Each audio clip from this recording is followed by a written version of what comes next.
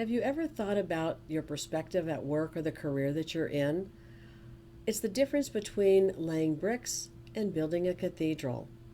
There's an old story about a man walking down a country lane one time and he sees three bricklayers.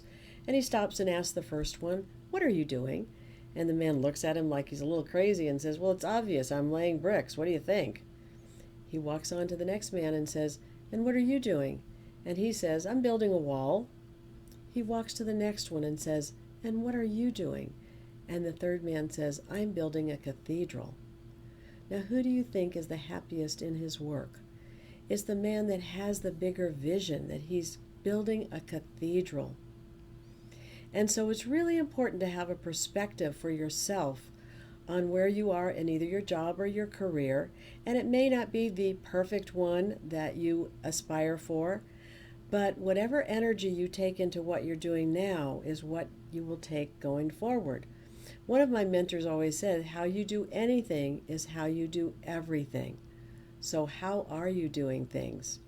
Rick and I go into a sandwich and salad shop every once in a while, and it's a low-level type job. People don't last there very long. They go on to other things. It doesn't pay very much, of course, but I can always tell who's going to be successful as they go forward in life just because of the way that they greet me and take care of my order. And so I go in sometimes and the person says, "Hi, how are you? What can I do for you today?"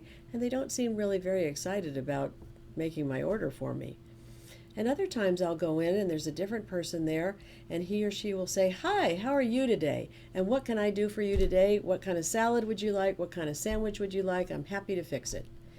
And you can tell that that person is bringing their joy and their enthusiasm to that rather low-level job. But they're going to take that forward in life to anything else that they do. I know that I had a number of not great jobs in the beginning of my career path, and some of them I really enjoyed, others I didn't think I liked so much, but I always did my best to do my best. And that's something for you to consider. How do I bring my best into a job that may not be my perfect long-term one? I even remember Marianne Williamson saying that one time many years before she was into A Course in Miracles, or no, she had started it, I guess, and she said she was working as a cocktail waitress in a bar. And one day it dawned on her, this isn't a bar, this is a church. What she realized was that bigger vision for herself, that really at that moment her ministry was in that bar. And so what is your ministry today? What is your life purpose?